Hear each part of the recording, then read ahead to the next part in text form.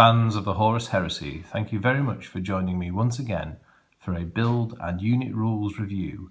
And tonight we're looking at the Macrocarid Explorator model from Forge World. So here we have the Macrocarid. If you watched my earlier video, you'll have seen my unassembled sort of out of the pack review of this. I've been doing some more work on it over the last couple of days and it is now complete, as you can see. I'll just rotate it round to take us through a few views of the vehicle at a distance. As you can see, this is a very nice looking vehicle indeed. I've got to admit I'm absolutely delighted with this model. It really is a great looking model and it's been a fantastic build. So let's just take a closer look at the detail. I'm getting too close. So there's the front sensor array, the prow, the dozer blade.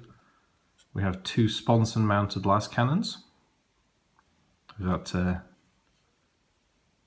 very nice fine detailing, which I talked about before distinguishing those from regular las cannons. So we turn it around, we see the track units. Some very nice detailing on the tracks, as you can see. Got the access doors. This vehicle has two access doors for transport purposes.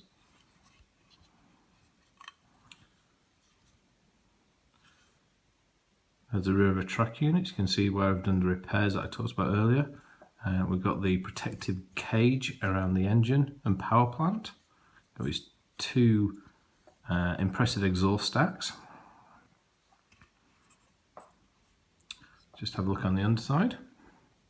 Some nice detailing there. So it's got detailing from all around, and you can see how these track units are sort of like separate units to the vehicle, and you can almost imagine the body rotating as this moves over terrain. And you can actually, you can angle the main body to a degree, although as you can see here, I've just made it in a horizontal configuration. If we look on the top of the vehicle, we have the secondary weapon system, which is a graviton imploder. The first time we've had a model of this on any Forge World or Games Workshop kit. Alongside the graviton imploder, we have a servitor or machine assistant of some form, and that comes in a nice little pose, which here you can see it's using its manipulator claw, perhaps to make a fine adjustment to the graviton imploder. Some top details, got a nice little sort of observation dome there, and then the engine deck details as well. Just another look from back there. You can see the detailing on the back of the servitor. So yeah, it was a good build, went together really well. As I said, this was a early release kit that I obtained at the 2016 Warhammer 40,000 Open Day. So it appears to be fresh out of the brand new set of molds, so no issues at all with moulding. Everything went together very well. Pretty straightforward build. It didn't take too long to do. These track units being essentially all one piece apart from that at the back makes for very easy assembly. So yeah, very pleased with that. And just finally to mention as well, this tank, lovely weight. It's a nice chunky heavy model as well. Okay, so now let's move on from talking about the model to discussing the in-game performance of the Macrocarid Explorator.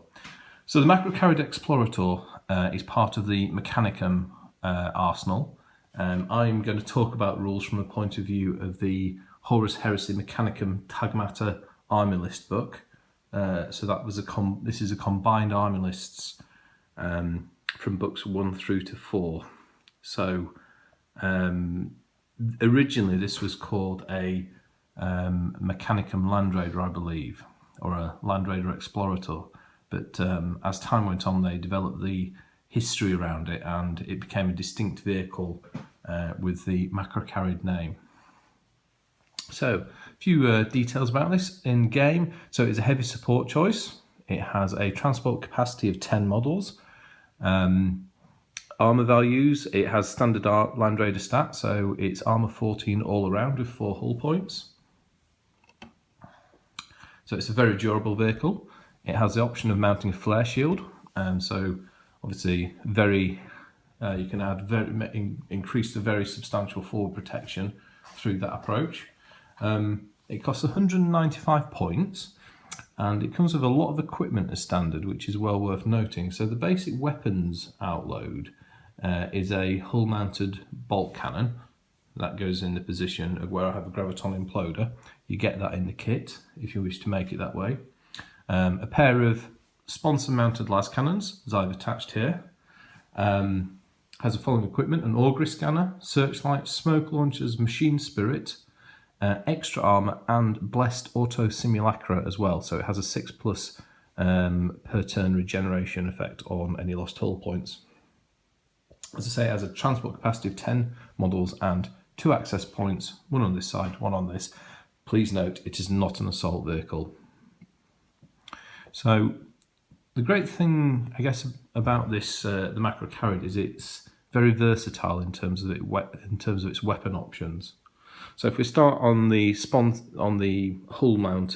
upper hull mounted gun first, there's a whole range of weapons you can put on there. So you've got Volkite culverin, multi-melter, a twin-linked phased plasma fusel, a twin-linked rad cleanser, that's a slightly odd thing with a template attack to mount up top, an extra las cannon, should you wish, a conversion beamer, or, as I've mounted it, the graviton imploder. And I'll probably flip between using the graviton imploder and the conversion beamer. The sponsons have 3 weapon choices, or 3 weapon upgrades, I should say. The las cannons can be upgraded to twin-linked las cannons. You can replace the standard las cannons with 2 twin-linked Mauler bolt cannons. So if you want to maximise light anti-tank and heavy infantry killing power. And finally, and this gets a special mention, is you can fit 2 irradiation engines on the sponsons. Now, if you're not familiar with the irradiation engine, it is a utterly deadly weapon that only the Mechanicum can field. There are only 2 units in the entire Horus Heresy rule set that can field it. There's a Macrocarid Explorator and also the Myrmidon Destructors, so it's a very rare weapon. 2 of them, I mean, I've wiped out, in a single volley with 3 Myrmidons armed with them, I've wiped out the best part of full 20-man Marine squads, and Marine squads supported by Apothecary, so they are deadly. They're a template weapon with a torrent rule. So if you really want to maximise your infantry killing power, that is the option to go for, although I take no responsibility for your opponents refusing to fight you more than once. You have been warned. But in terms of what I've armed this one with, I've equipped it with twin-link with the las cannons, and that's because in my particular Mechanicum force I don't have a lot of long-ranged, high AP, high-strength weapons, so I've used this vehicle to fill that niche. There's a whole host of additional equipment, usual hunter-killer, dozer blade, auxiliary drive, and Anarbic claw. So the Anarbic claw is, you can almost imagine it like as a electroshock defense weapon against infantry. You strike a series of hits against troops if they assault you. The usual armoured ceramite option. The flare shield I mentioned earlier.